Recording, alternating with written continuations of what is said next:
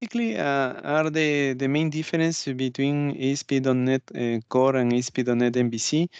I just shared to you a PDF related to that. It was an article that I just put in a PDF. In essence, what it says is that ASP.NET Core is more like a composable framework and is open source.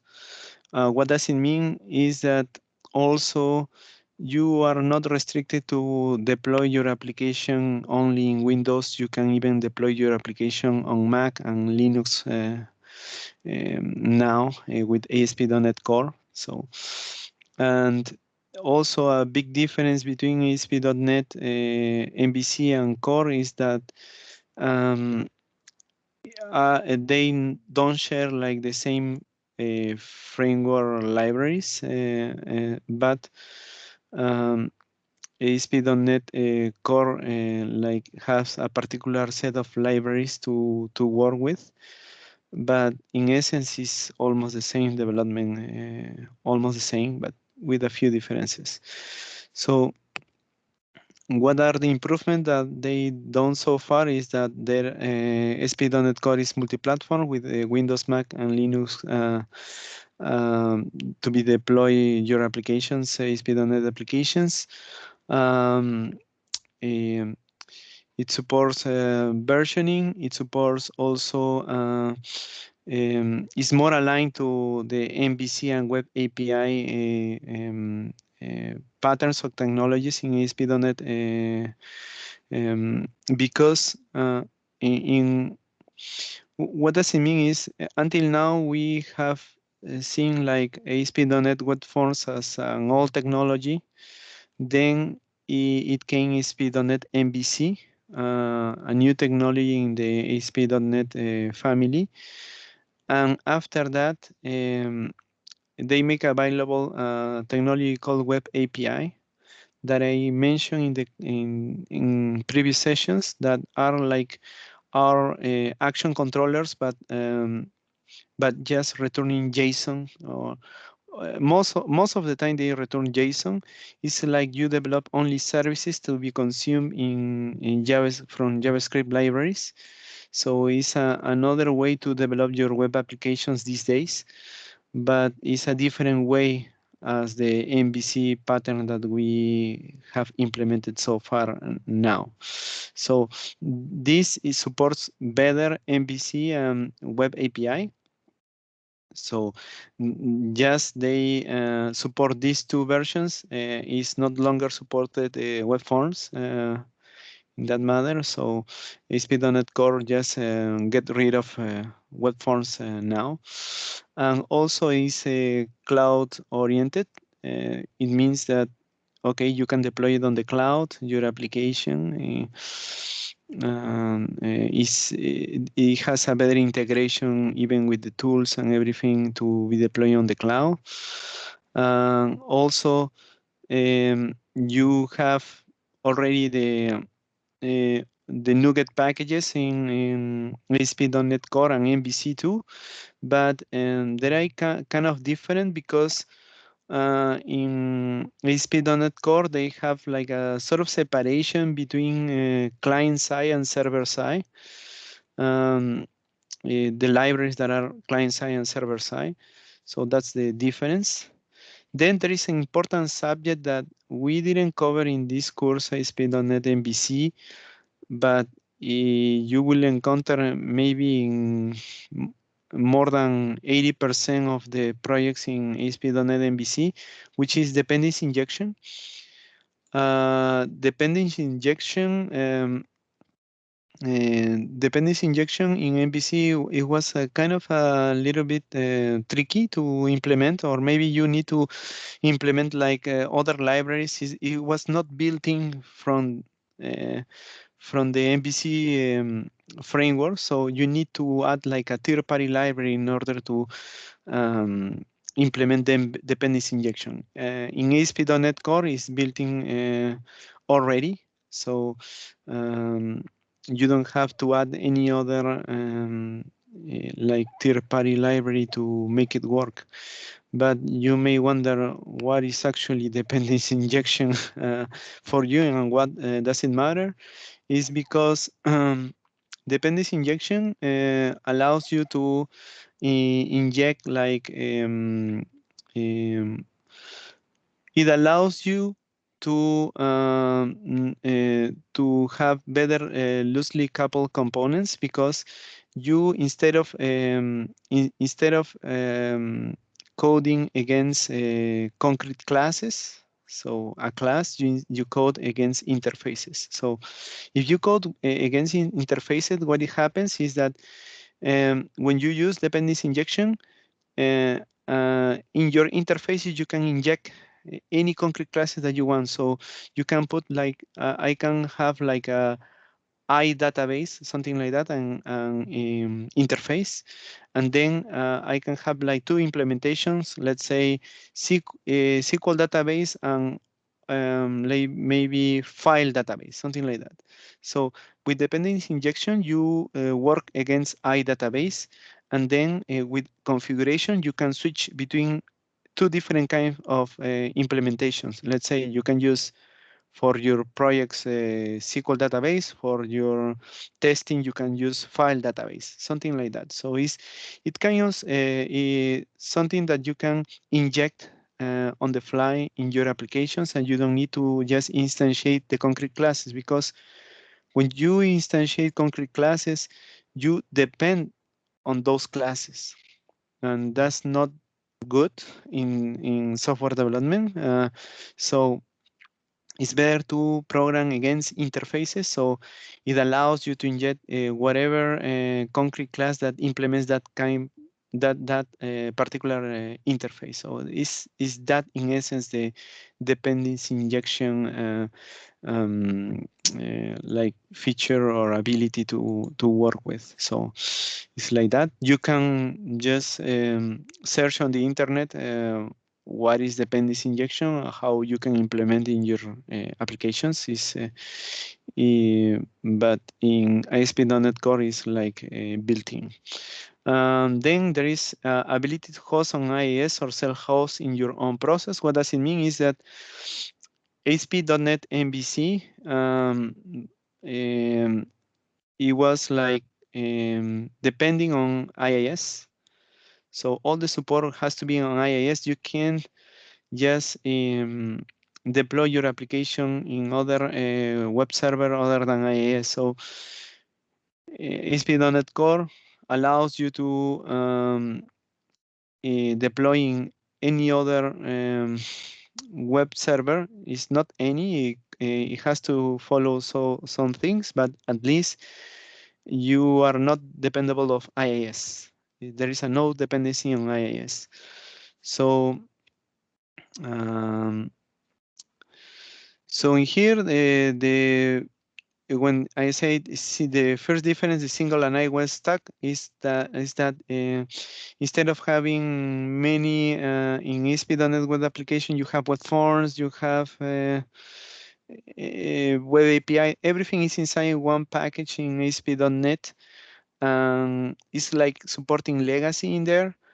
Now you only have the support with the web API and ASP.NET MVC, so they have like a single life cycle inside the ASP.NET environment, which is kind of different comparing to web forms, which is a different life cycle in your web applications, but that's things that are internal. And maybe, and with that, ASP.NET Core must be more performant than ASP.NET MVC for that matter, because in ASP.NET MVC you have other support like the web forms that are not longer in ASP.NET Core.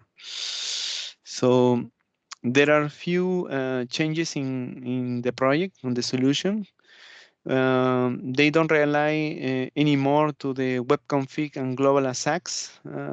You in your projects, mostly in ASP.NET MVC, we have web config, still web config and global ASACs. Now we will have app settings JSON.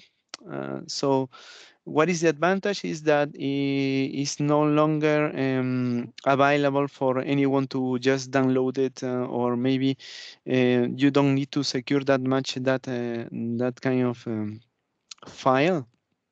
In here, as you can see, there is the ASP.NET Core version, and this is the MVC version on the right side. So you see that instead of having global ASACs and web config, you see that you have app settings JSON in ASP.NET Core. You also have a www root in ASP.NET Core that you don't have in MVC, but it's a more lightweight configuration than the ASP.NET MVC in essence.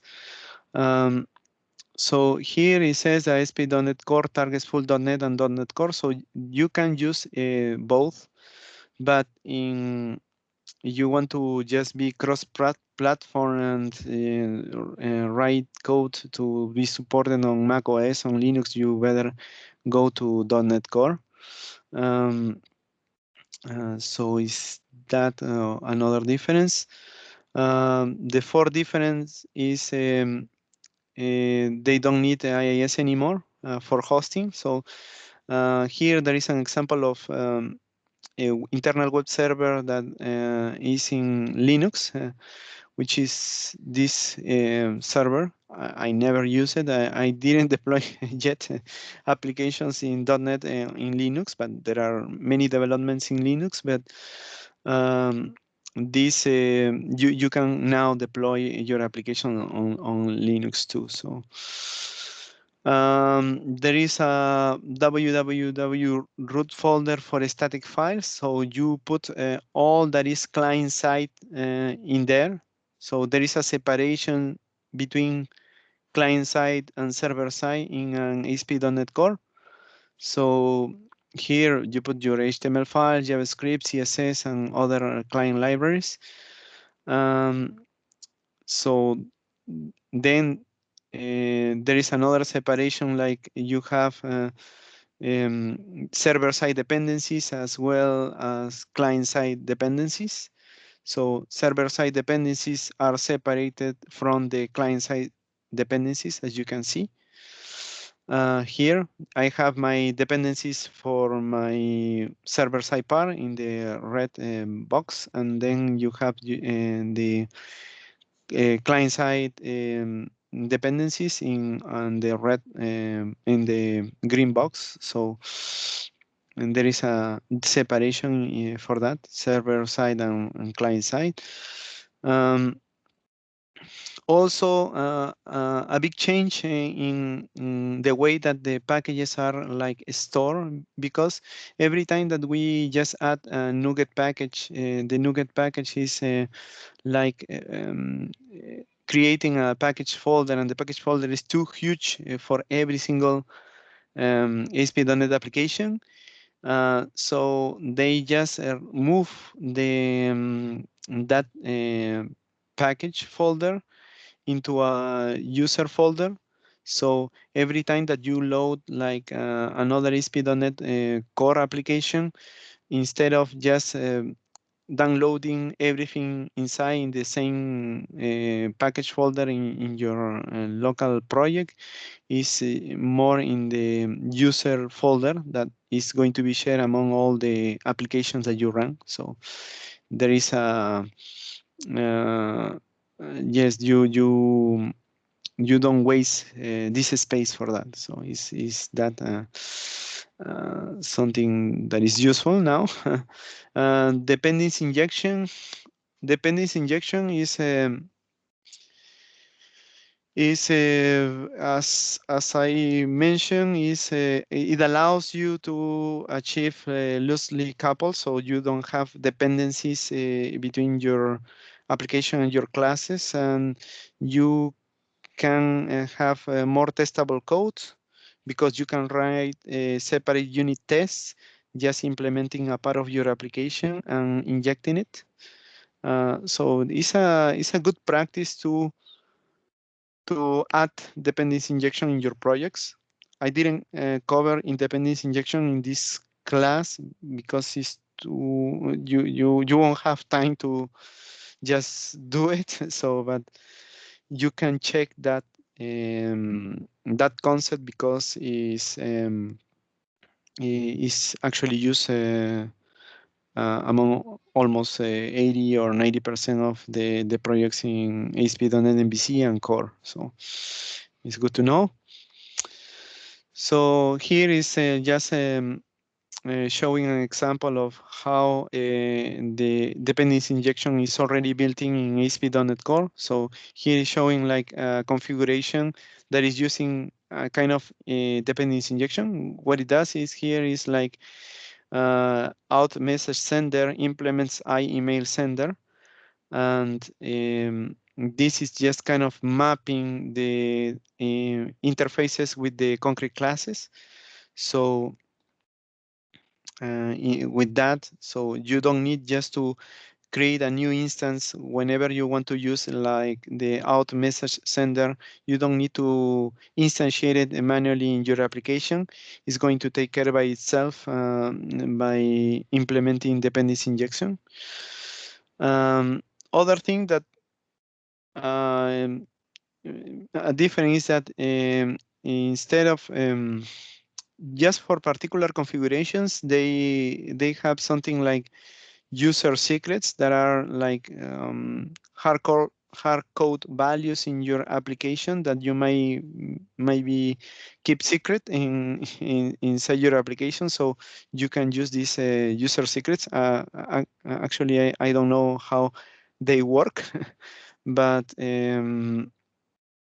it's there for us. I didn't I didn't do a research on that, so it's just it's something additional in ASP.NET Core, and you can find more documentation about it. But it's not that important, I will say. The most important is dependency injection, in my opinion. So that's about the difference. So I share this document on Teams, so you can just recheck those points. Is only for reference for you if you ever want to start coding in ASP.NET Core. So I will close that, and I'm going to create like just a simple project just to show you how it looks like ASP.NET Core. And then we are going to jump to the points that we are going to cover on the exam. So here I will create a new project.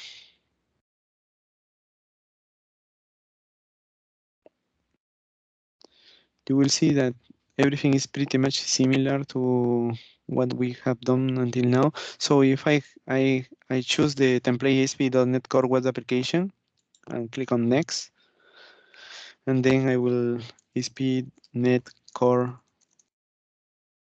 sample like that, and then create.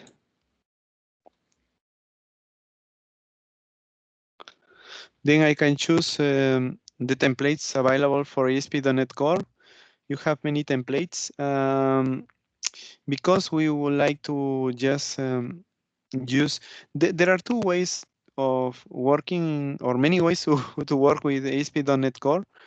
You have API, you have web application model view controller, Angular, and React. For me, by default is a web application, but this web application is using like our Razor, but instead of having like the model view controller implemented in there, you just use your Razor as pages, not as views.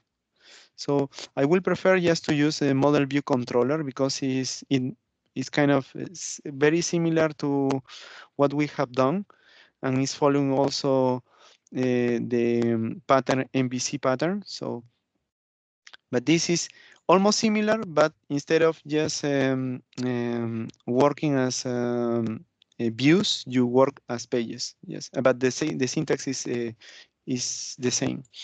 So I choose this model view controller, and then you also have the options for identity and everything. So it's kind of similar. So here, and you have other templates also, Angular, React. We are not going to cover Angular or React. I will explain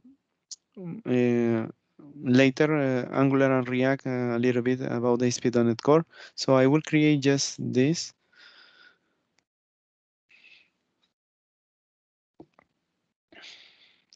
For me, it's like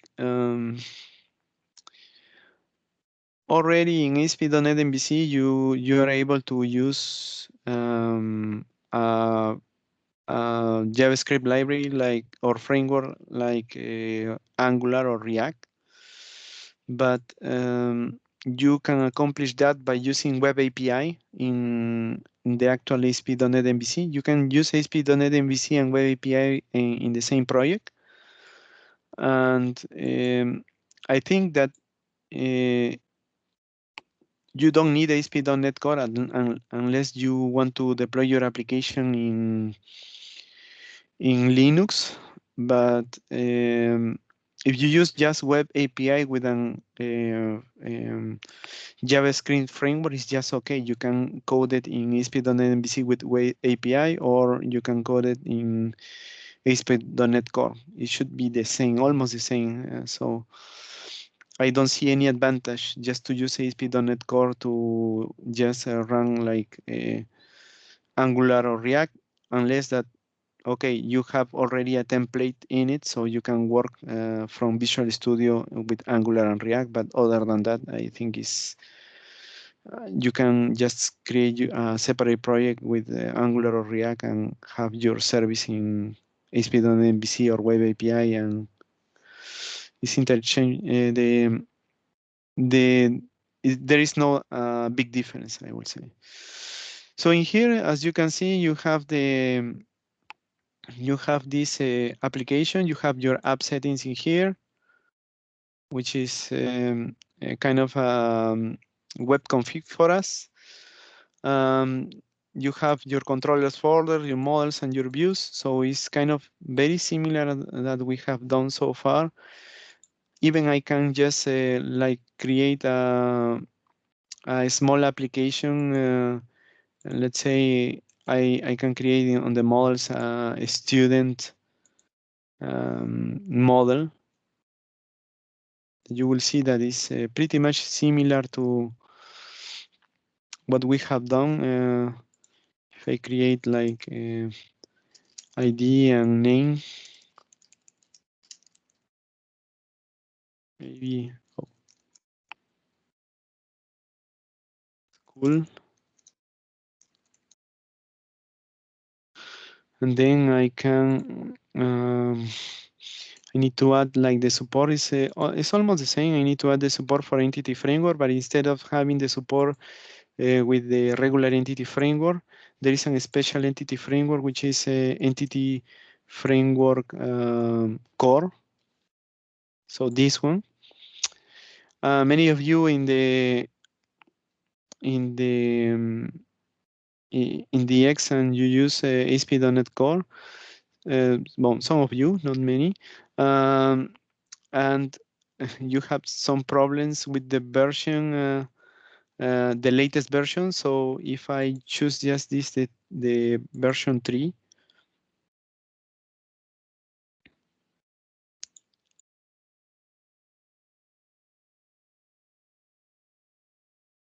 because in the version 5, the latest version has some problems just also compiling everything. I need to do a research for that, but if we choose that version is just okay. And then I can create like our folder as regular application DB context. So it's going to be infrastructure. We call it, and I can create also an application DB context.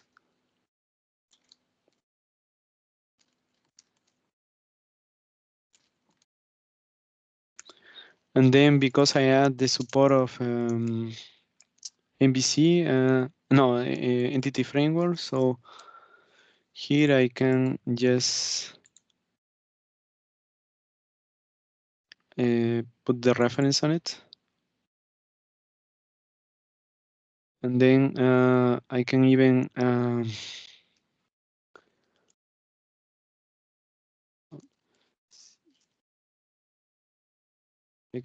add my DB set to put a property prop DB set, as we already did in not a stack DB student, maybe because I need to add the model.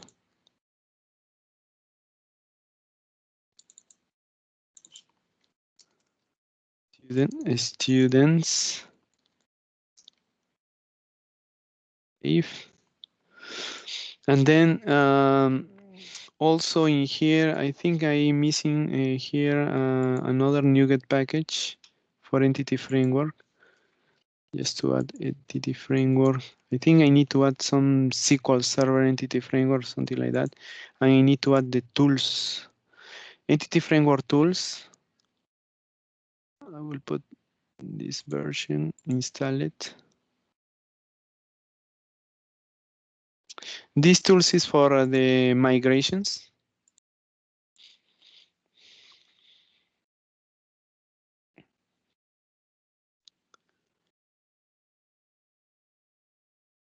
And then I will add the support for SQL Server.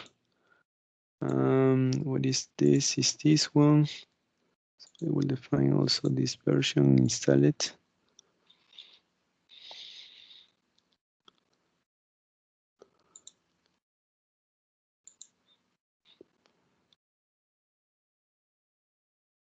Yes.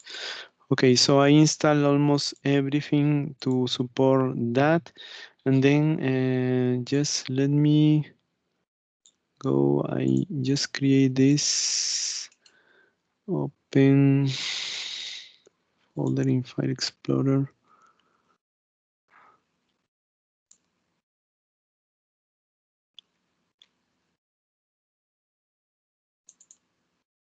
I would like to copy the connection string.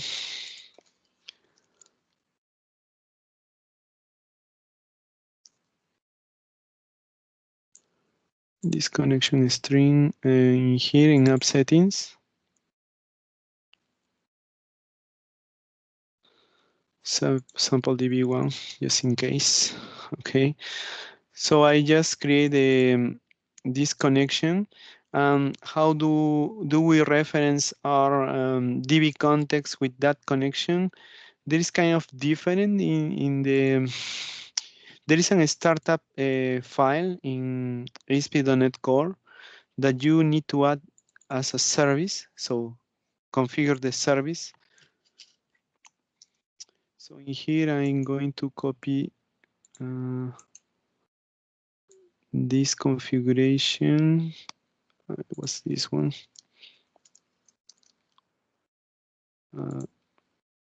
ASP.NET Core. So I will use the default connection. Here I'm going to just reference my application DB context, and then I'm going to have the support entity framework. So I just relating my application DB context with my default connection in my app settings file. And then I will need to check this just to have it.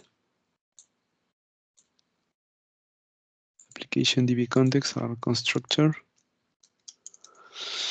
So yes, so this is just to support the implementation here in the startup with options. So okay, so I'm pretty much set to run my migration because I In my DB context, I related my DB context to my connection. I add the model here with my DB set to create the database. So everything is fine.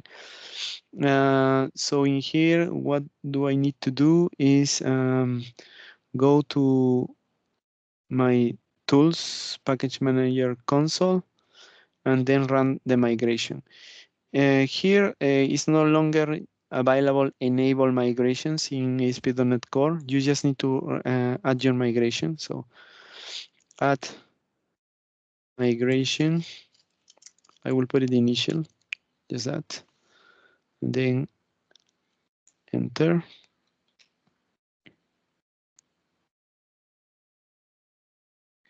We will try to generate what I will succeed. It was quick. Still running. So it actually generates my table. It's kind of a different syntax than the one that we are used to work with. So you see the creation of the table and the definition of the fields. So after that, we just need to update the database.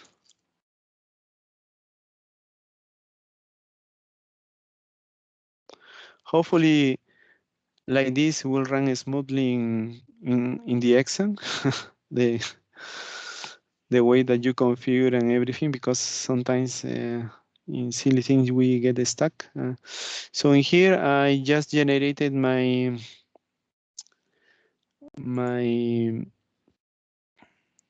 database with the table.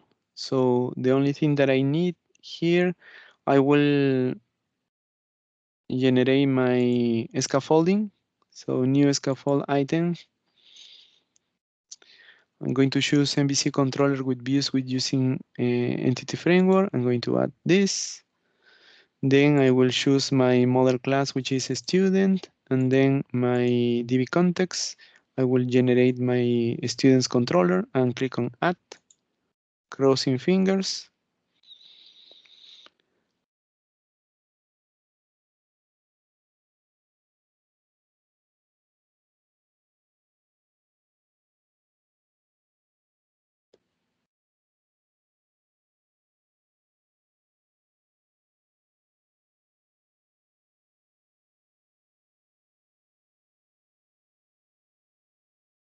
It's generating.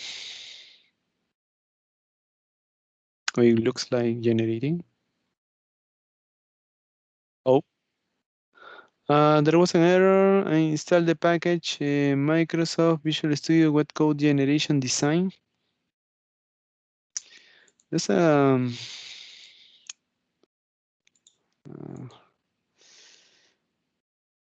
that's something that I didn't expect. So, okay, I will close all of this. And I think, okay, I think I need to check this prog edit. I will check the same thing in my ASP.NET Core sample. Edit with Notepad++. Oh, I think they are almost the same.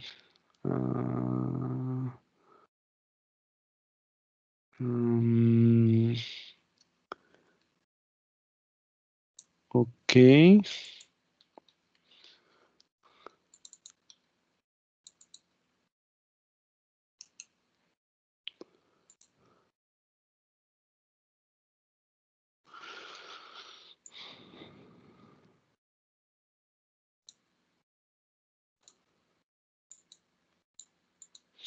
They are more likely the same.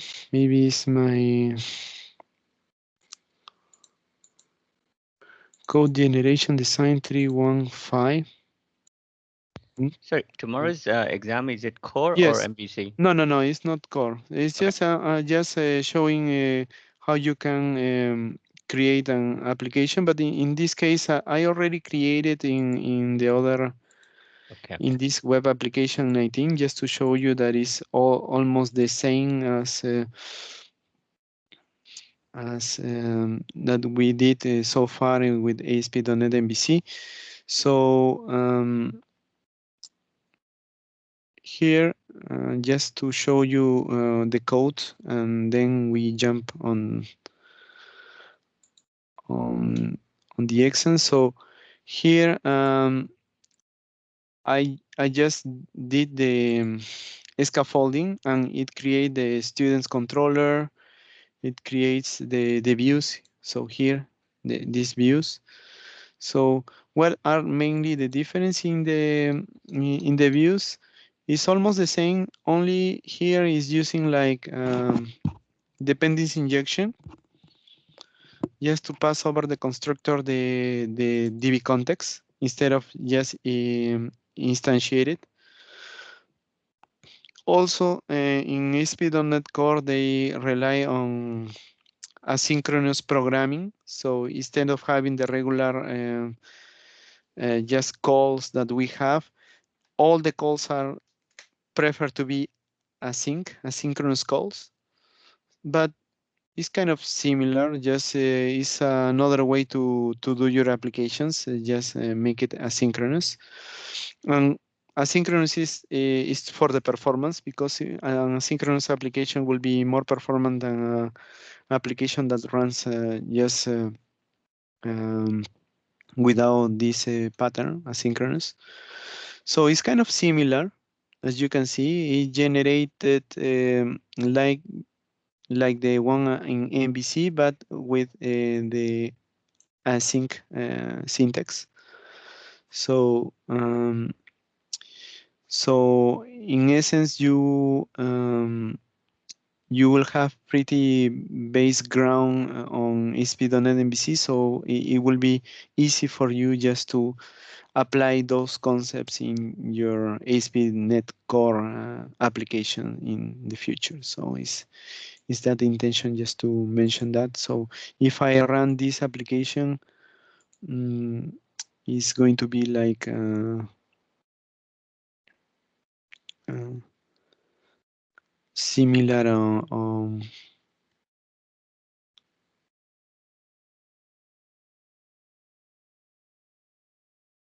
what we have run in the past. So it's taking time. So it's supposed to be quicker, but always with the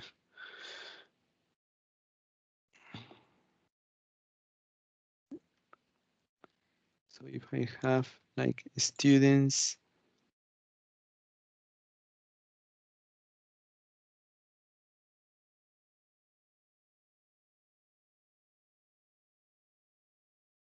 you see that it is at least a similar, pretty similar. So it's like that. So it's almost the same application, but in ASP.NET Core. So you get the idea how to create an ASP.NET Core application. In the views, there are also different syntax. Instead of using like the HTML helpers all the time, you decorate your HTML with ASP attributes like this. So instead of having like an add HTML validation summary, you you just add like attributes, and it's going to work as ASP.NET MVC. So it's a kind of a different way of working, but it's almost the same programming model. So it's pretty similar to ASP.NET MVC. So far so good. Any questions about that? Is okay? We jump on the evaluation. So here we'll close this. So what is about the final exam? Okay, what I will cover on the final exam. If I run this application, hopefully it will run.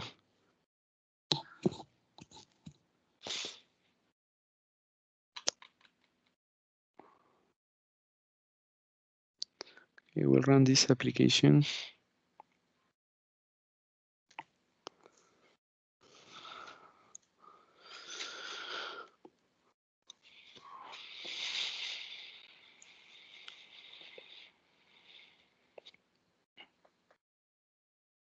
Takes time, but eventually will run.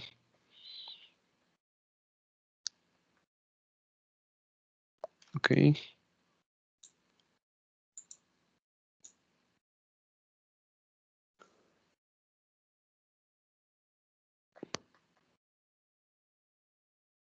So it's going to be a race registration. Okay.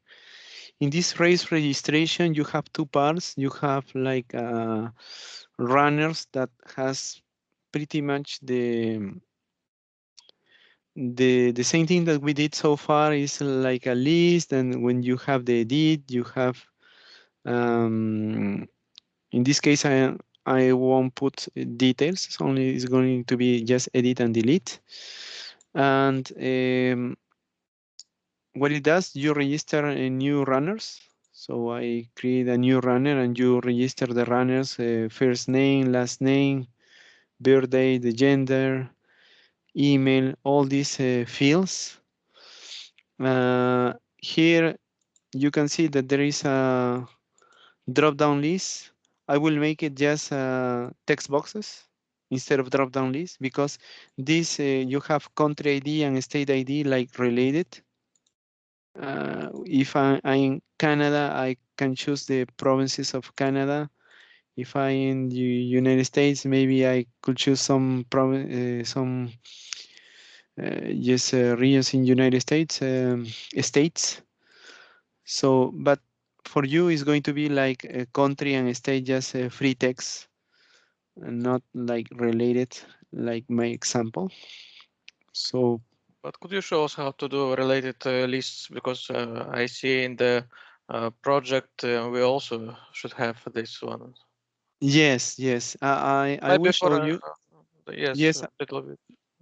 yes, I will show you, or maybe I will share a project for that on later in the afternoon because we won't have much time to explain, or maybe I will explain to you. Maybe you can try to implement that.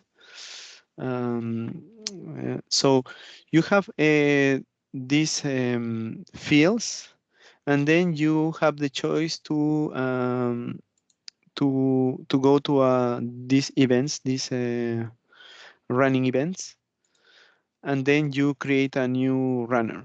So it's just regular, you create runners. Then in the other part, you have events where you do that, just that regular stuff. You can create a new event. You can edit the current events here. So it's pretty much easy so far now, but um, what will be the difference also, and already mentioned that in another session, is that here you see that this event, the event that is this runner is open, okay, but in this runner maybe it's going to be managed by somebody, okay, that adds the runners, and maybe another people just um, are able to manage events, okay? So if I close the event, okay, here you have the events open here, no, and you are able to edit and everything, delete everything. But if I close the event, let's say close, save, it's going to be closed. How is that accomplished? Is by Signalr. So that's the additional thing that I'm going to cover, is like With Signalr, you will be able to when you close the event, you should be able to just reflect it in the list of runners. So people won't be able to just edit the runners in there or change anything on the runner once the event is closed. And also when you create a new runner, let's say I will add a new runner, beer date, say gender, male, email, telephone, let's say 514-7777, address, postal code, H87 something, country, Canada, Quebec, contact name, yes, telephone, whatever. Okay, when I try to, you see that this cross-country Saint Laurent was closed. You see here, it's closed. So when you click on create a new runner and this event was closed, there is a validation telling you the selected event is closed. So you won't be able to add new runners when the event is closed, only when the event is open. Let's say that I reopen, maybe I will open another screen here.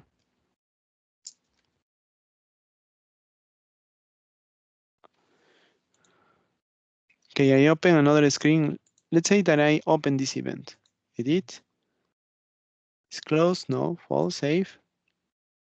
So it should be available for editing, as you can see, and can edit and save. Okay, or it will be available to save a new one, right?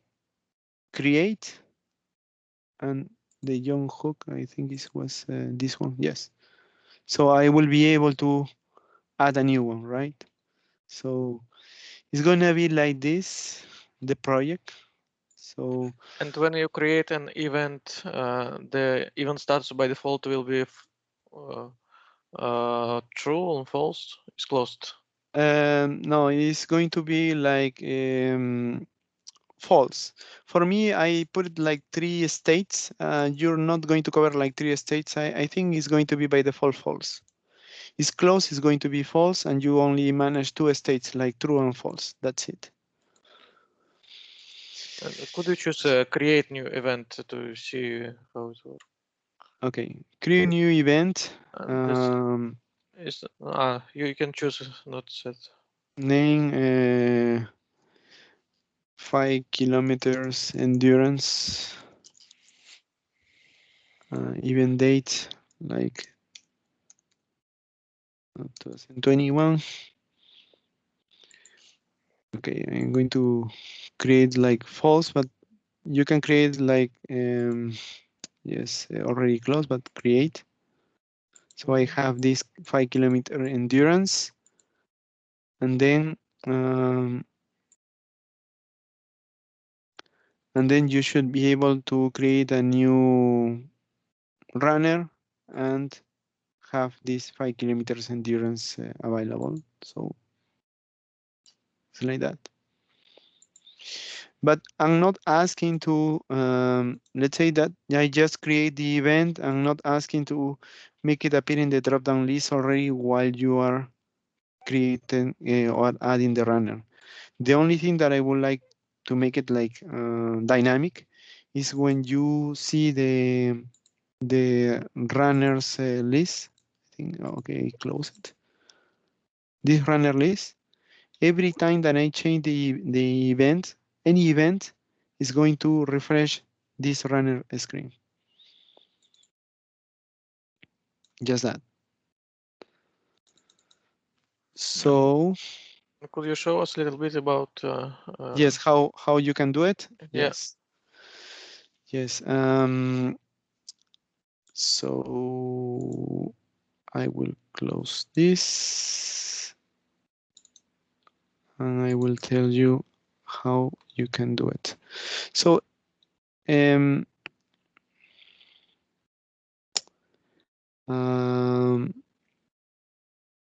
okay, here to do our Signalr, we need to create a hub. It's going to be super simple, the hub. Super simple. You're going to create a hub that updates data from the server. So you're going to call all your clients from this. So this update from the server, you need to be to call it from every time that you edit an event. You need to call this update from server. Why? Because when I edit the event, I can make the event available with the status is closed false, or not available with the status is closed. So every time that I change an event, I will refresh all my clients, and this update client, it has to be called for the list of runners. So this update from server, this is a static method, as you can see. So when I create, no, not create, when I edit an event, in here, edit event, edit, where it was, edit, no, no, when I, sorry, where is it? It was event, sorry. Update from server, maybe if I go directly to the reference, it will be much more easy. So when I edit the event, I will need to update or notify all my clients that are updating an event. So when I notify all the clients that are updating my event, so in that case, I will I will call all my clients. So how I do that in the client side, in this runners index, I will do this. This doesn't matter, I can remove it.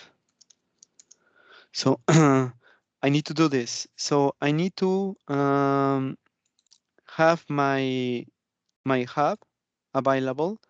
Then the client is going to receive the call from the server, and then I will do an Ajax. You know how to do this, but I just show you how to do it.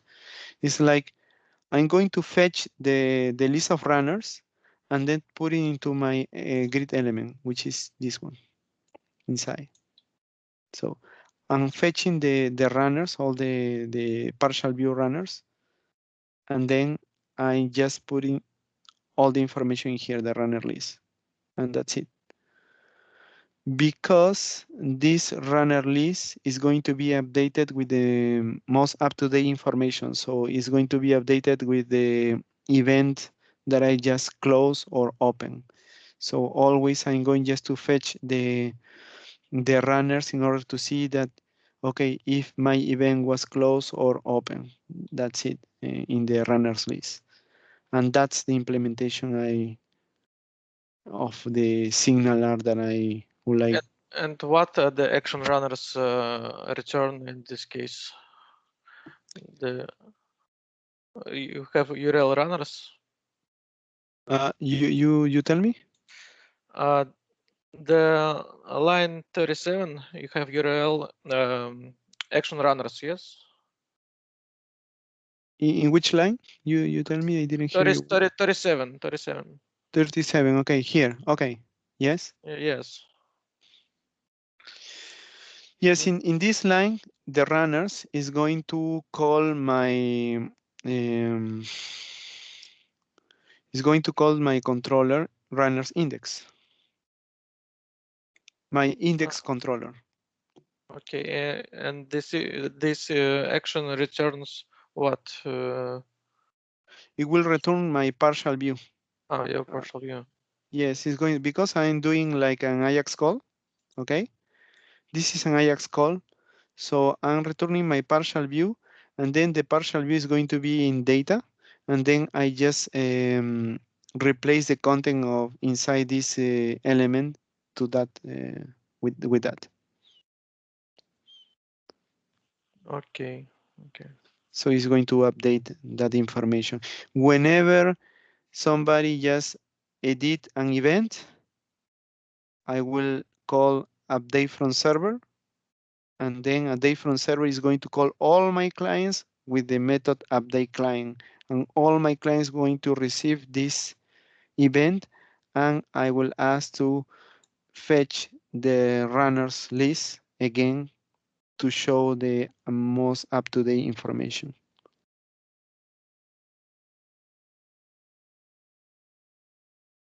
So it's going to be like that. And there is something additional too. Did you get the idea about this? Is clear for you? Yes, a little bit. Yes. Not completely. Huh? If you do example for Signalr from scratch, it's better. We didn't An get example the of idea Signalr? completely. Yeah, it's Signalr and also Ajax searching with Ajax. Okay. Example. Okay, not a problem. I don't know if in half an hour I can do both examples, but You have to. Because we okay, need for tomorrow and we don't know how to do that. don't Because worry. we need Challenge to for you. see how do you from the scratch. We need to see that, from Okay, the from code scratch. we can't understand what really you do.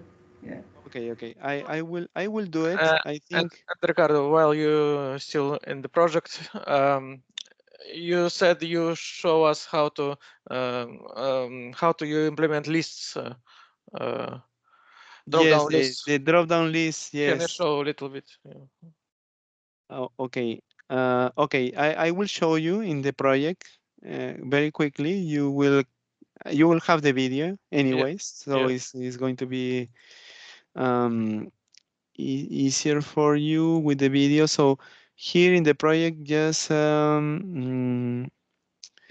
I create actually a JavaScript that I call manage states dropdown, and the only thing that I'm using here that you may Could you need. wrap your yes?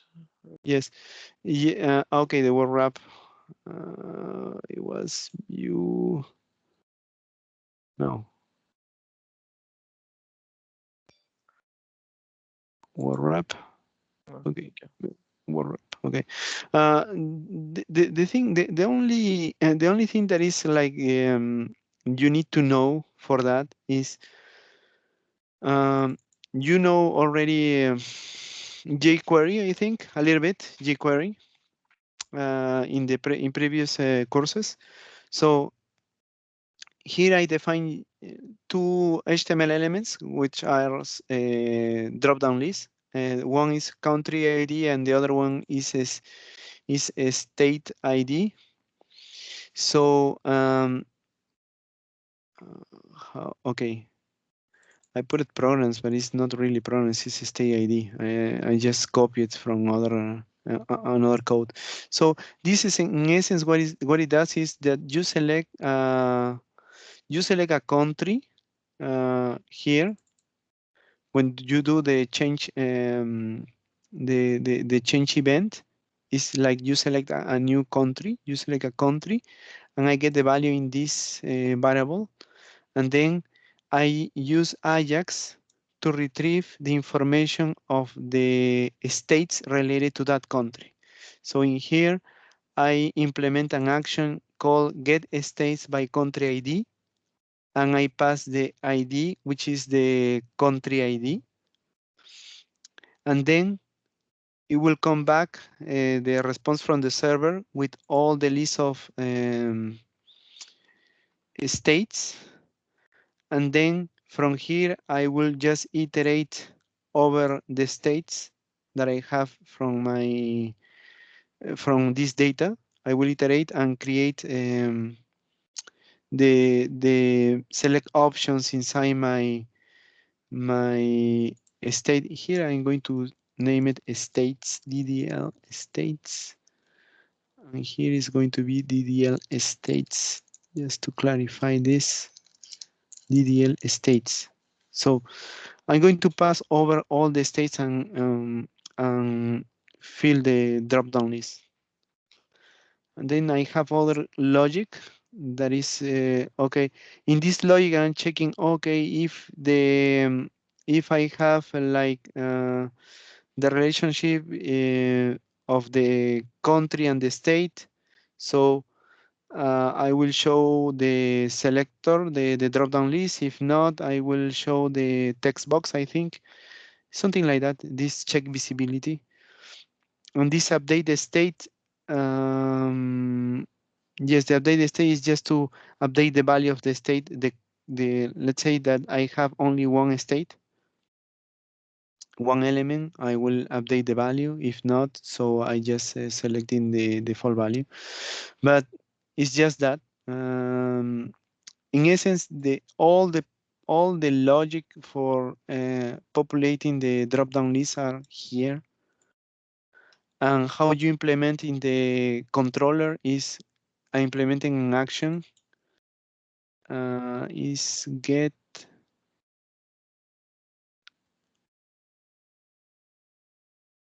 this.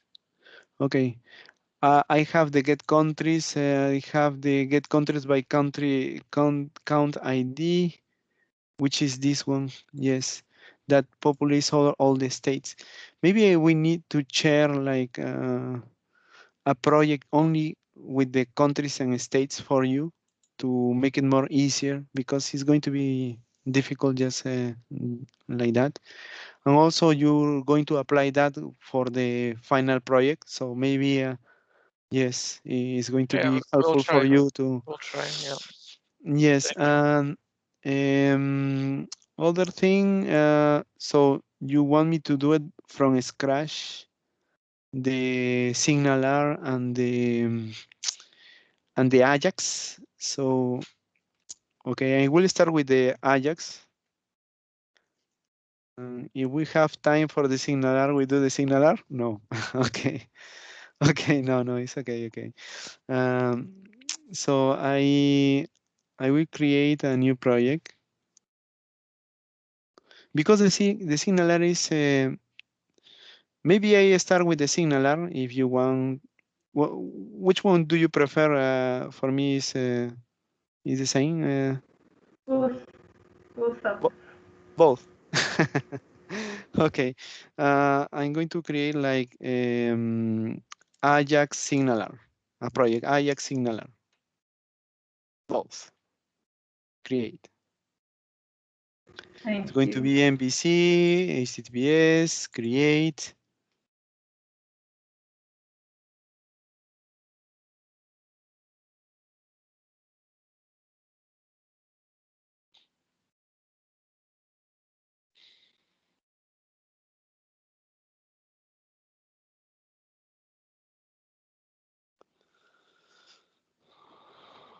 Okay. Create, please. So here, what, okay, here I'm going to create like a model student also again, but I'm not going to do the scaffolding or anything. I will just create a class, and then ID, oops, sorry, okay, name, okay, ID like this, and then another class, student data, data, add, and then public static list of students. And I'm going to create a list of students, bar students equals new list student, and then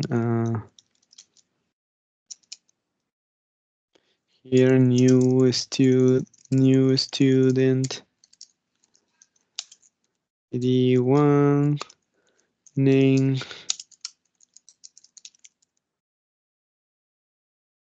then a new student,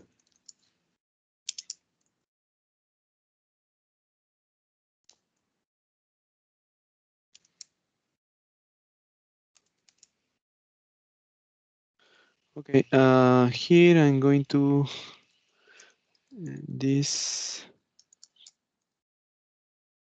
I need to define like a new student with this, and then return students. So this is just to simulate the database to have some records. So here is going to be a static get a student, and then we would like to create a view. Maybe I will create a controller, new item. Oh. Add controller, an empty controller, add students.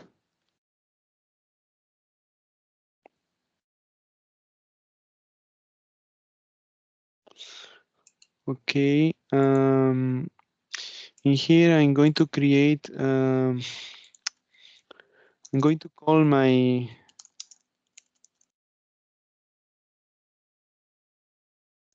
my class student data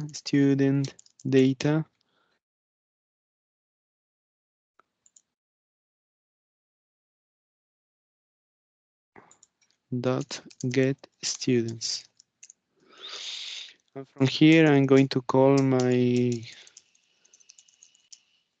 student list, then students. So it's going to be a partial view.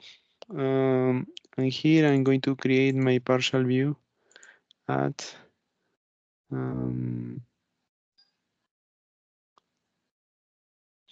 okay, add view at student list is going to be a list of student as partial at I'm going to just show the names here, and then I just need to okay, that's for the student list. So it's going to be in a partial view, and it's going to be called from Ajax. So I need to create my default index in here. It's going to be add view, add. Then here is going to be index. It's going to be not partial, and then empty. Add. So here I'm going to show my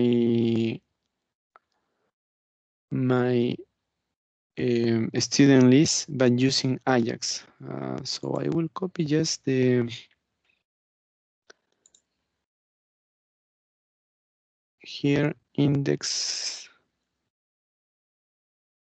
So we'll copy this call. We will copy everything to be okay. Here, I don't need this. I don't need this. I don't need this. Here, I don't need this. I don't need this.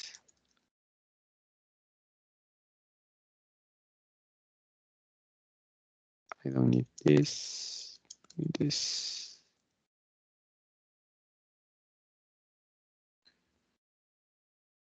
Okay, save. So instead of runners, it's going to be students. Students. And then I'm going to define a div id equal greet. So whenever the page is ready, it's going to call an Ajax that retrieve the information of the students from the partial view and put it into the grid element. So if I run this,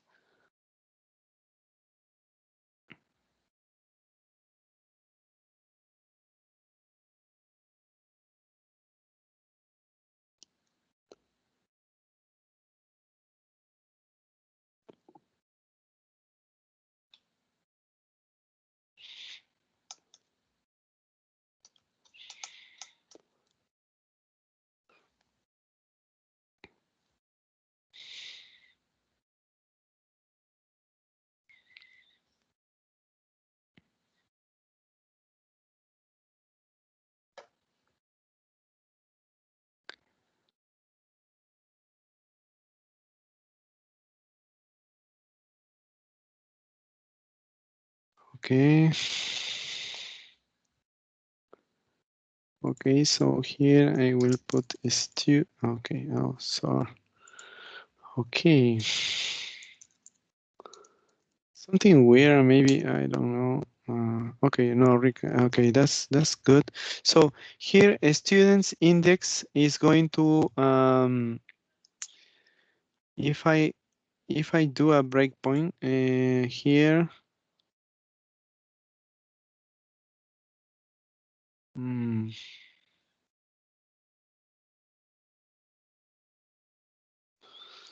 it's just running twice in here, but it's not a problem. Okay.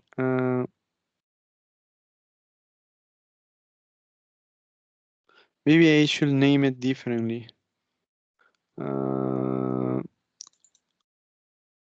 I will name it differently. I will name it from Ajax, just to, and here I'm going to name index. Index, and then I will just stop this.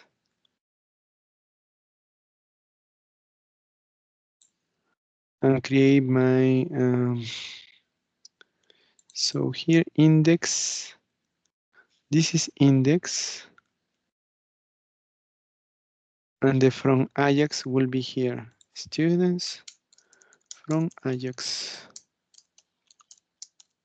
Just to differentiate both because it's like a little bit confusing to have the same index for both.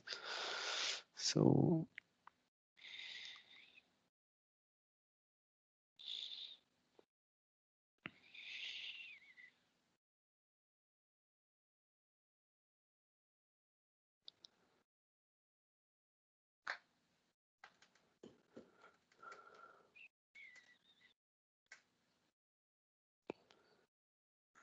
quickly, please.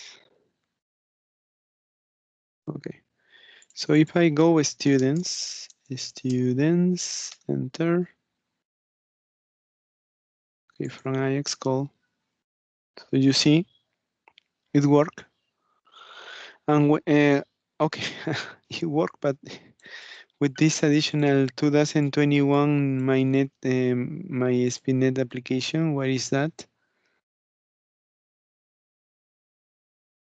Maybe in your partial view. Yeah.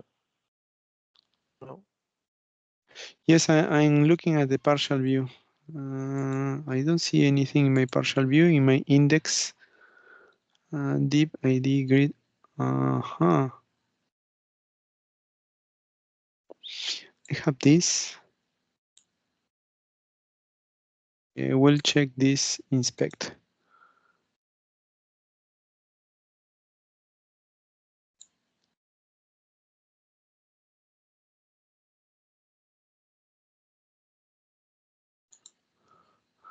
How this footer is like twice. Okay, I will just So from Ajax inside your index. You tell me. This action calls 2 times from Ajax inside your index. Maybe. No, maybe I just comment this. Okay.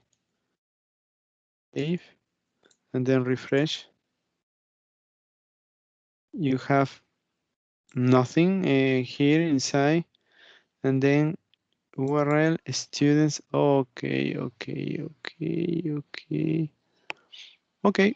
You wrap your Okay. from Ajax inside. I know what it is. I know what it is. Partial view. That's the problem. Because it's doing it like a regular view. Okay. And here I will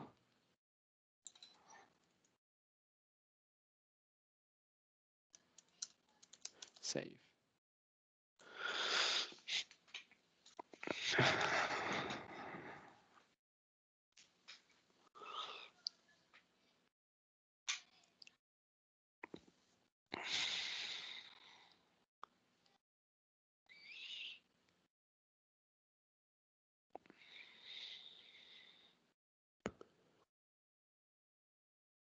So come on, go. Okay, go. So voila.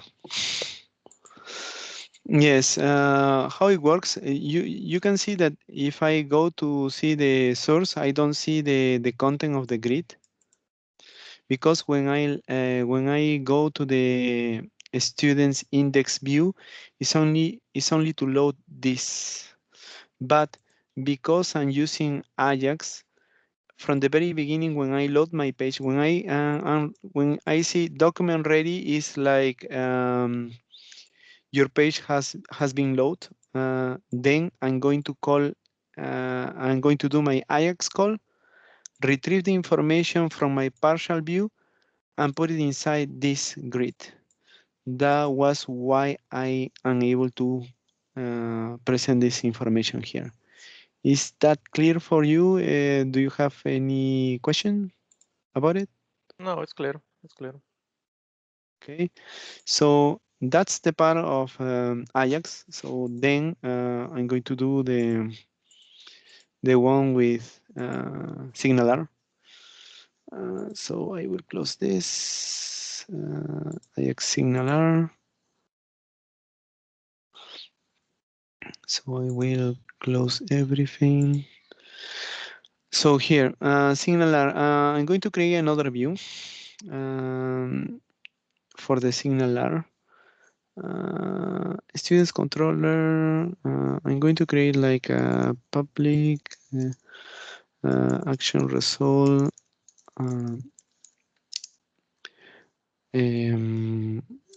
Signalr example or something like that. Then return my view.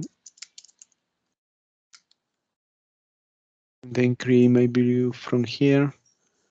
Add view is gonna be an empty one. Add. So that's it. No. Okay. Okay. No. So what do I need in this project? First, I need to add the support for Signalr, because in the scripts here, I don't have anything related to Signalr. So I need to add my manage NuGet package. Okay, browse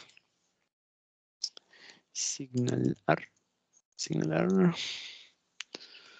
Okay. Not core for me. It was, I need to check what was exactly the one that I used. It was package Microsoft ASP.NET Signalr, only this. So here in my Microsoft ASP.NET Signalr, so this one, and then I'm going to install this. Install. So the Signalr is okay for me.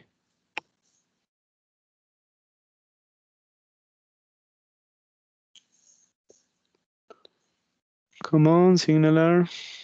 Okay, accept.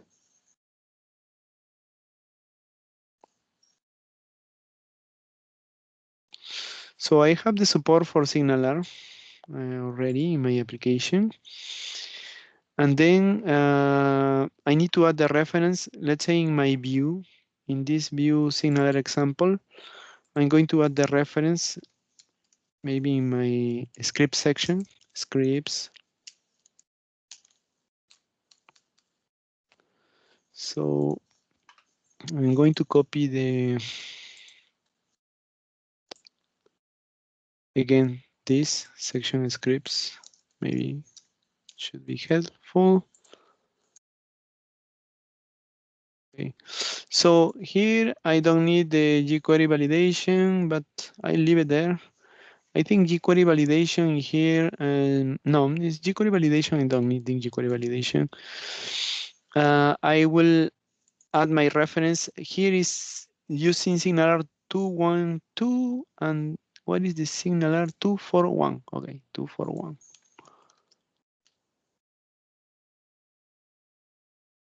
Yes, 241. Or maybe I need to add the the other one, because maybe the libraries are not exactly the same. It's better to want to, yes.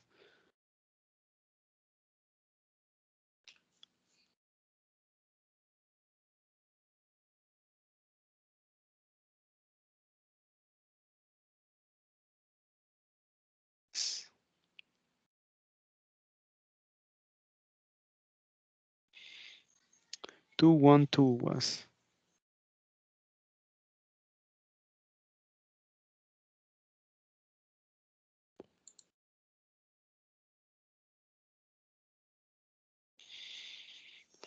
Because maybe the API has changed since that version, so I will prefer to use that one. If we have time, we can explore the other one. So I have, it didn't remove the 212. Still, okay. Already existing project. What is this?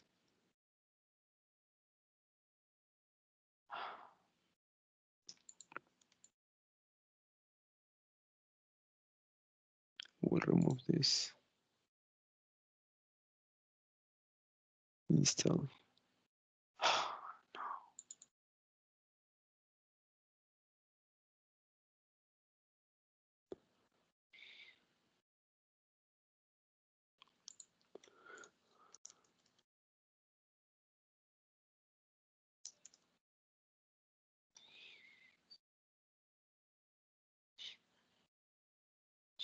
Okay. Once again, manage NuGet package. Signalr 212 install.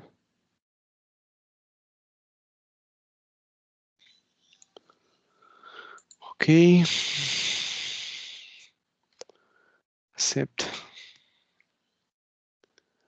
Okay. Okay. Close this window, close everything. So I have the support of Signalr, which is good.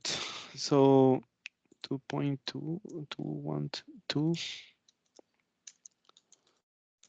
So in here, what do we need to do? I'm going to remove this. What do we need to do is to create our hub. I'm going to call it my hub for that case. So in here, I can add like the class directly, add a new item. And here is going to be like hub, Signalr hub, my hub, add. Okay, I have the hello hub.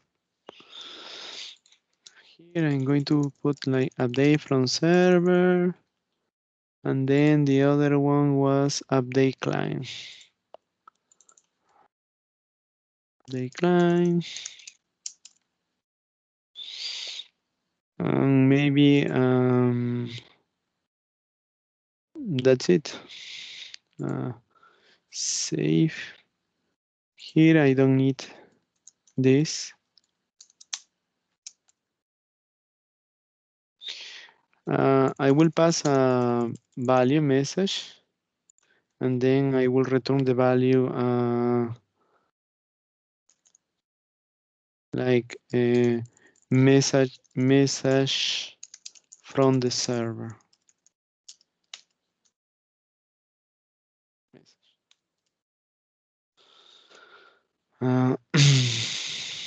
So it's going to be like that. What do we need here? I will pass the parameter message, and I will print it console, or maybe I will change an element here, deep ID equal MSG or MSG, and then I will do up MSG dot HTML message. Maybe okay, yes, it's going to be like that, just that. And actually I need to call it. So if I call it, maybe I will call it using Ajax. So in here, from the server, I need to call it from the server. So I'm going to call this. I'm going to copy all this.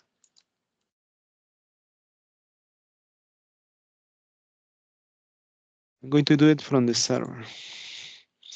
So it's going to be student. Oh,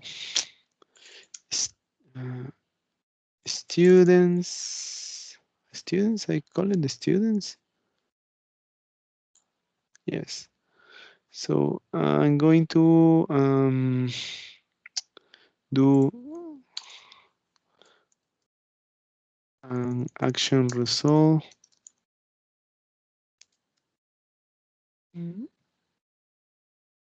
Send to server. Something like that.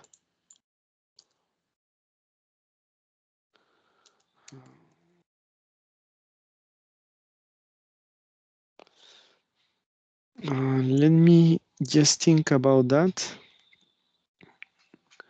It's going to be a partial view too.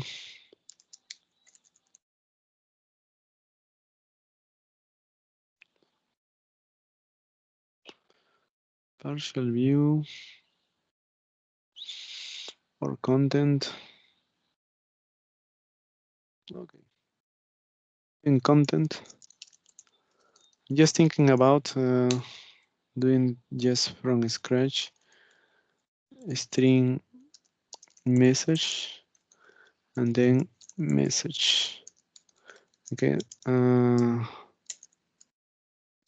Request message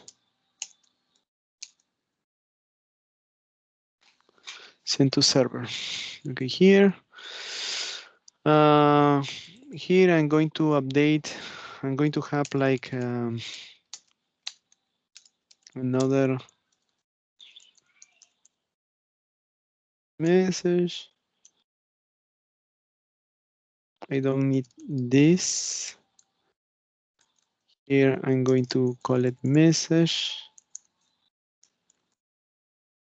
And this is going to be request request message. Oh, message. Div students index students update. There is something missing here.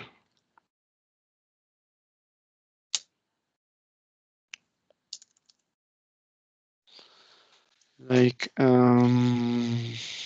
the actual parameter message. No, its message is already covered. The only thing is this action. Students, send to server, send to server, send to server. So it's going to be send to server action to the students controller. And what I will actually put on the text box with the message, I'm going to put it here. And then it's going to here, students controller. I'm going to call my hub dot. I don't have a static method. Okay, static. Sorry, clients.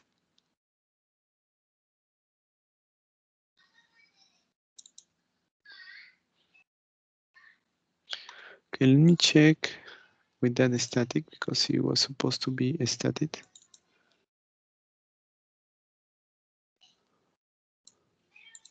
So I need this.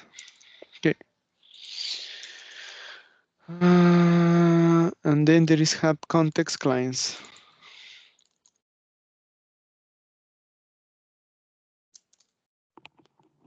Okay. Okay, sorry. So it's just that my hub dot update from server, and then the message. And that's it. Signalr example. I'm going here, Signalr example with the text box here, send message, and that's it. So I will run this. This is Signalr example, so slash Signalr example, something like that.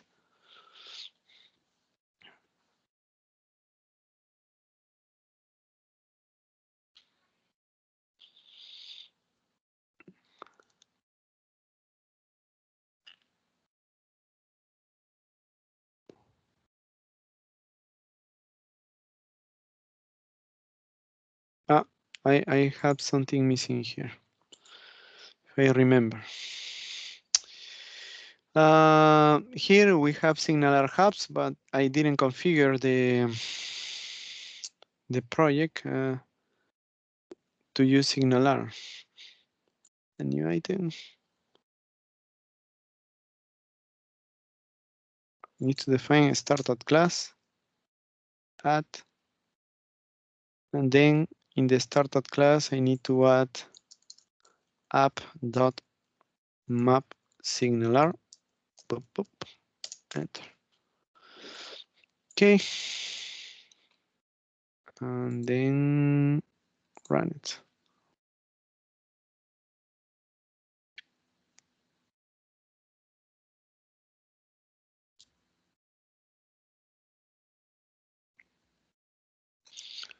So I add the Signalr support, I add the startup class, add the configuration at Max Signalr to have Signalr hubs available for me.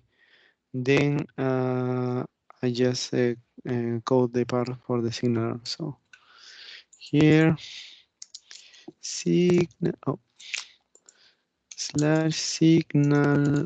I say the first is students /signalr example, enter. So here send a message. Send a message. Hello. Hello. And click. I think I did content in that. Sorry.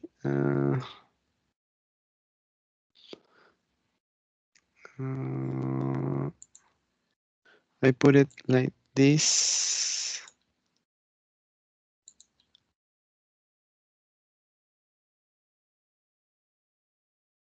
I need to verify the support of Ajax here. View page source. I added all of this, but I don't have my Ajax unintrusive something here, so it won't work. So I need to add that. I missed that out. Maybe I could add it in my bundle already. I would copy this. Ajax Signalr. Then I will add it to my bundle. App star bundle config. I will add this. And then check if the jQuery and intrusive is it there? No, it's not there. So, bravo. I need to add it. Yes, I need to add that. So manage NuGet package. Very intrusive. Ajax install.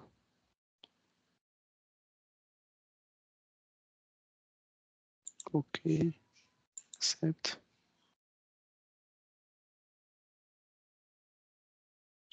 Okay, close. jQuery and intrusive Ajax. It's okay. So here, okay. I will put this request message is going to replace my from client. My message that I put here, it was request message like that. So I will run it again.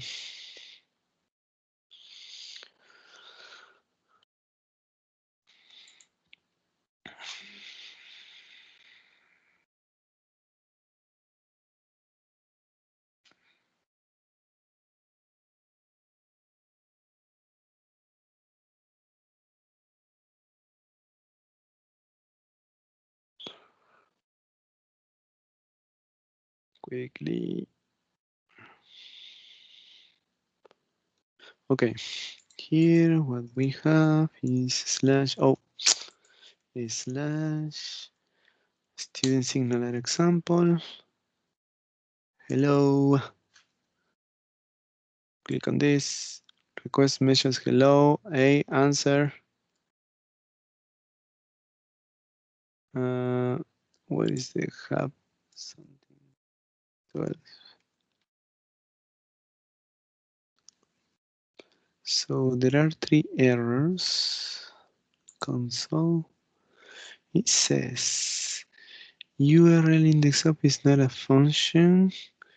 jQuery 3.41. jQuery defer. There are errors in the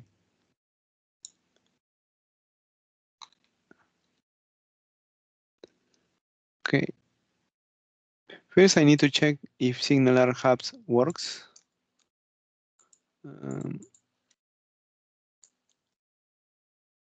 It works. It needs jQuery 164. Okay. Other thing here, I have jQuery 3.4.1 and my unintrusive Ajax, Bootstrap, Signalr, everything is in place. I need to check this guy. What happens, Dick?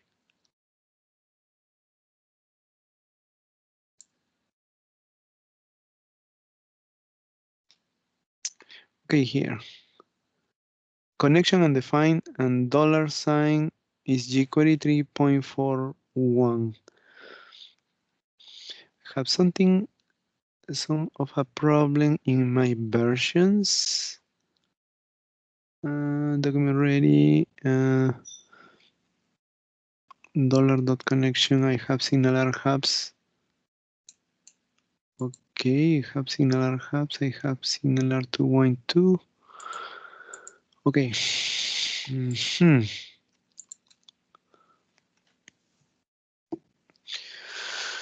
Okay, $.connection doesn't work.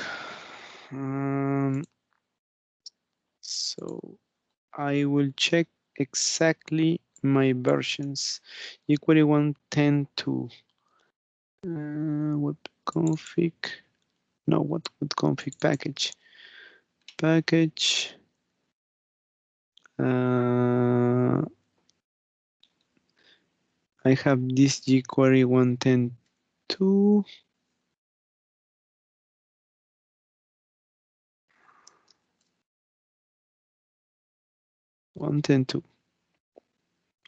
And my unintrusive Ajax 326.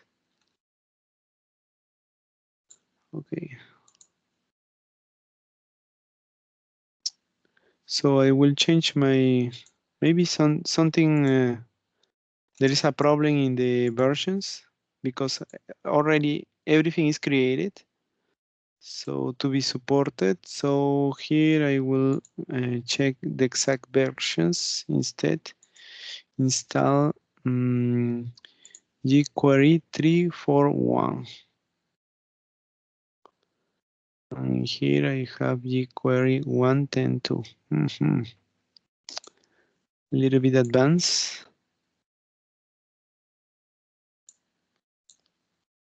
Update.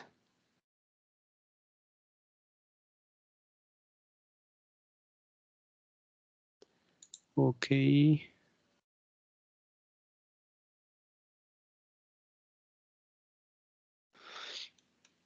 Okay. Then I have my Signalr 2.1.2, which is this. I have jQuery and intrusive Ajax 326. And here I have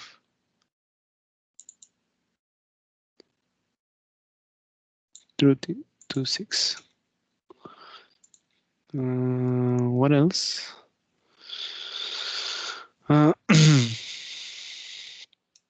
don't need to configure anything. I only need my startup app max Signalr. I don't think that I need anything else, so I will run it.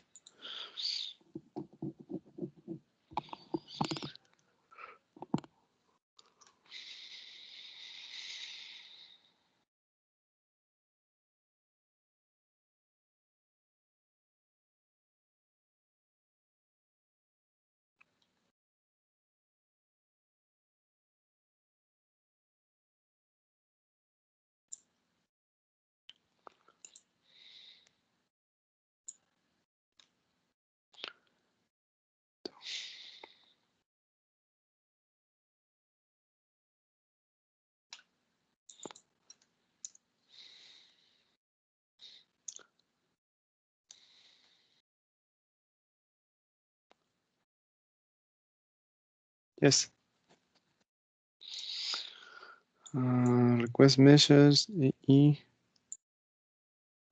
You don't notice that. We'll say. Maybe if I append information that will be helpful for you, but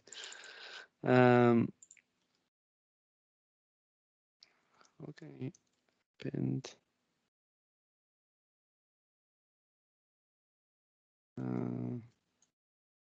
Like deep something here.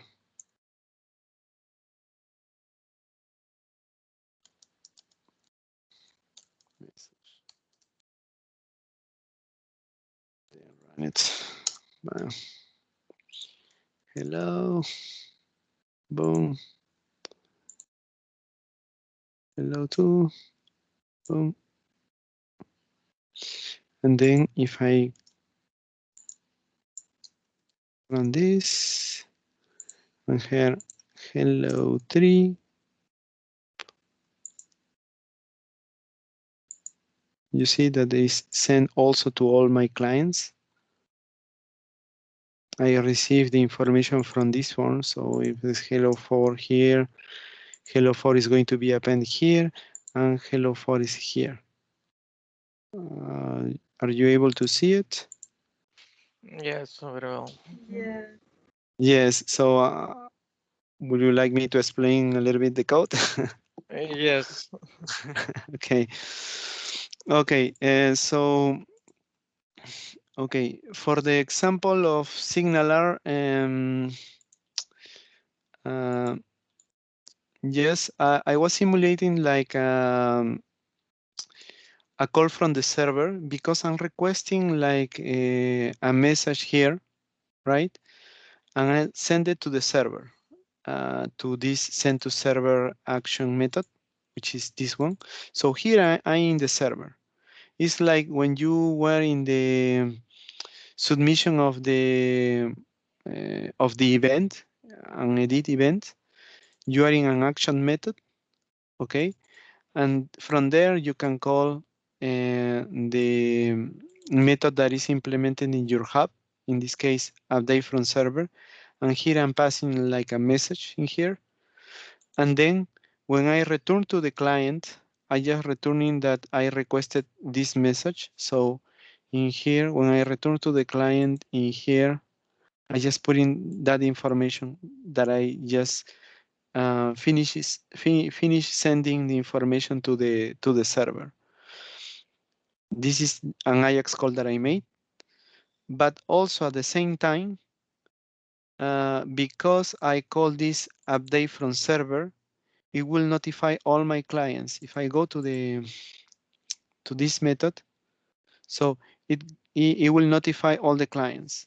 Here I will get my current hub, and from there I will take all the clients and call the update client proxy method. So from the clients, and send this information message from the server. And then every client that is connected to my hub is going to receive that update client as a callback. And then here I just append it to the HTML, and that's it. That's how it works. The only need that I need to just configure is my reference for Signalr. I need to make sure that this URL works, the Signalr hubs. And to make it work, this URL, I need to create a startup class. You have seen that. Add new item Owen startup class. Okay, I add that, and then from there I configure to map Signalr. So with this configuration, I should be able to have this URL working with all the proxies and all the hubs that I have. So in here I have all the support and just having the support to get the information from the server with this callback. Is it clear for you? Yes, that's clear.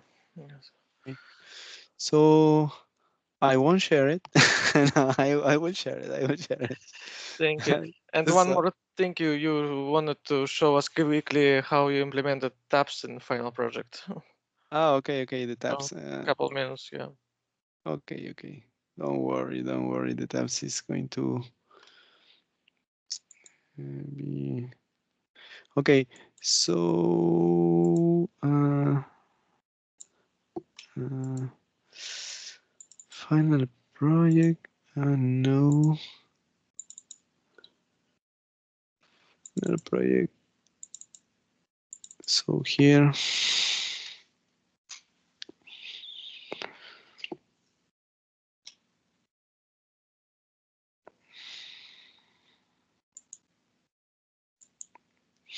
Okay, first I will make sure that that I'm sharing the Ajax Signalr example.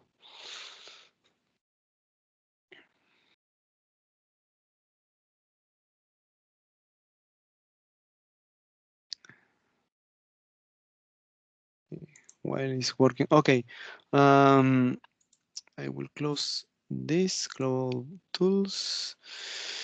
So that was in one view. I think it was the edit view. Yes, the edit view. Okay, in this edit view, as you can see, I create like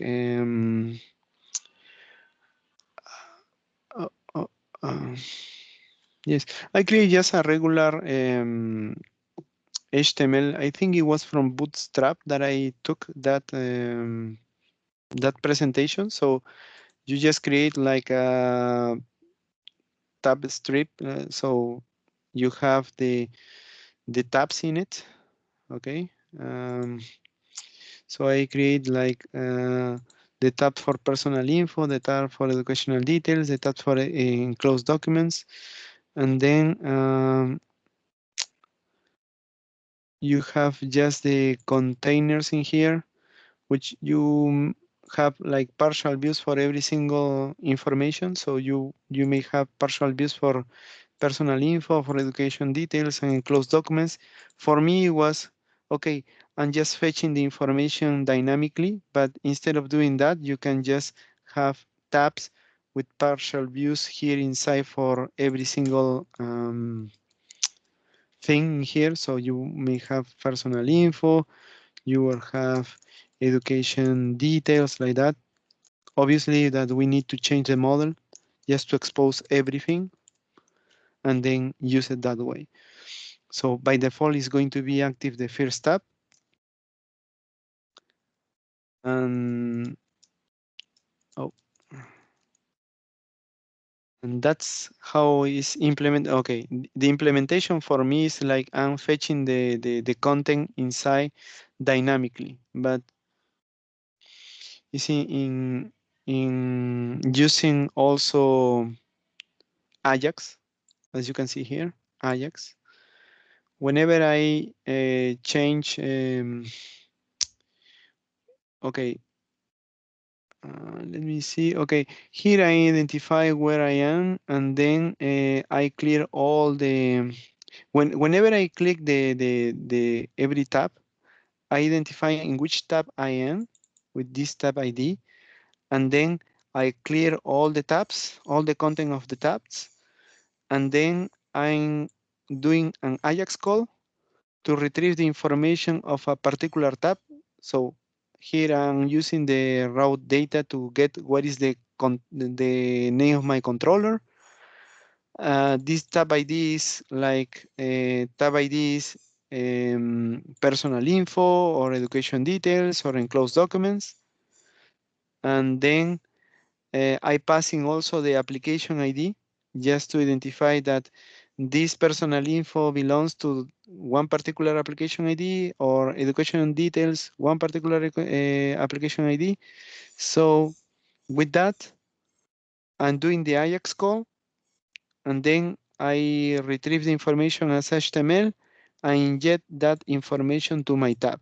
You see, sharp tab ID. So I'm just inserting information here, or inside here, or inside here. It's like that. And then I show the tabs. And that's it. It's a bit difficult for logic and controller to. Yes, the thing is, if you want to just replicate the tabs, you, as I mentioned before, is you can have you can have like here partial views for every single section. Okay, and by default is going to present the first tab.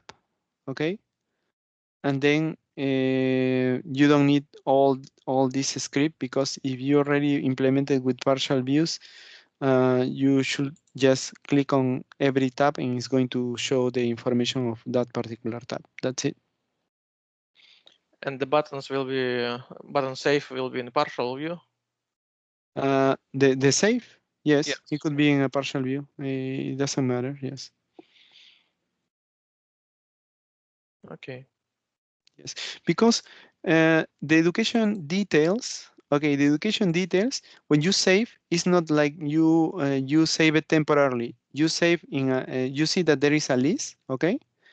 And when you add it, you add an item to the list. It's not like temporary. It's like the final item in the list. So the save button is only for the personal info, but every section, like education details or enclosed documents, is like you save it for that section. And it's not temporal, because if it will be temporal, it will be much more difficult, because you need to just manage, okay, temporal items. And when you go to personal info and do save, then in that moment you will save everything. No, I don't want that. I would like just to have save for personal info, and then whenever you add education details, it's already in the database that when you add it. I don't need like temporary save education details, and then when you go to personal info and do save, that everything is safe. No. Do you understand that? Yes. Yes. Thank you. Yes.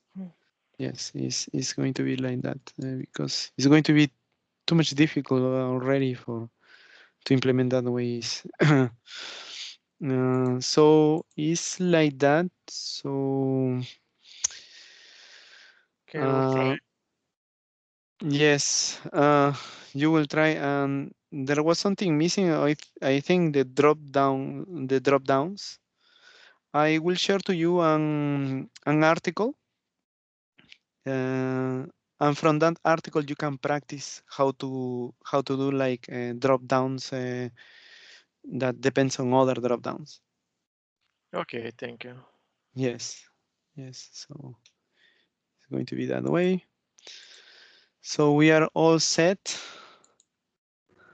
Excuse me, did you share Ajax Signalr? Yes, I'm going to yes. Okay, I just I will make it available. Yes, yes, yes, yes, for sure. Just to make sure. Yes. GitHub. GitHub. So repositories. This private keeps private settings, and then manage access.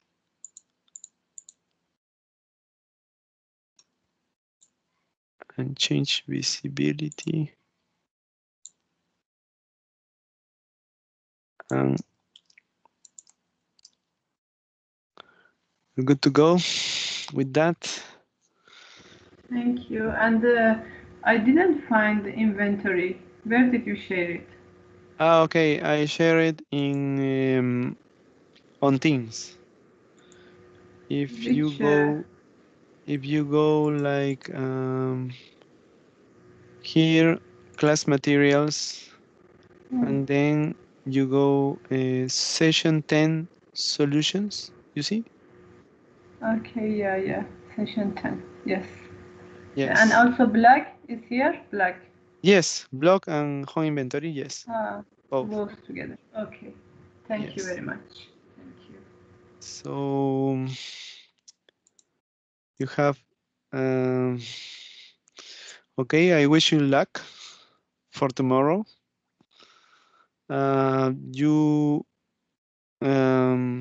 Okay, you know already how it works, the application, and maybe you can practice at home that. And I will share to you the article for the drop-down list, but I won't expect to have it on the exam. But for your project, yes. So we are all set. See you tomorrow. Thank you. It's 2 with something. Huh? It's 2 with something. 2 o'clock. I mean. Yes. So see you tomorrow. Bye. See you. Bye. Have a nice day. See you. Bye. Okay. Bye. See you tomorrow. Bye.